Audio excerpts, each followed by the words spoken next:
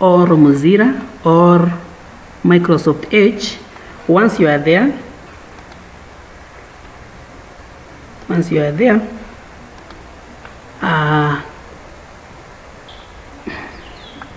NEC exam portal. So we type NEC exam portal. NEC exam portal.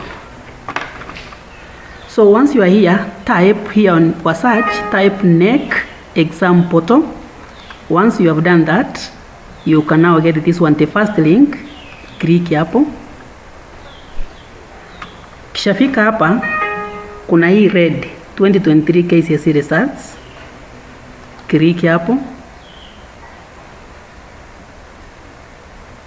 Ukifika hapo, unaweka index yako.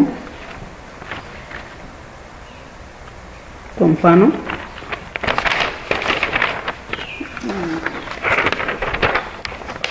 naweka index 27.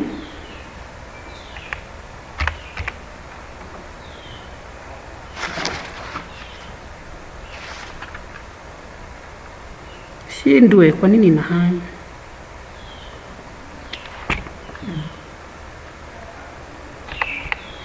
(27) 53 62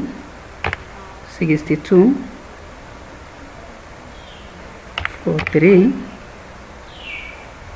Now ukishamaliza index ya shule, sasa weka ile yako zile tatu.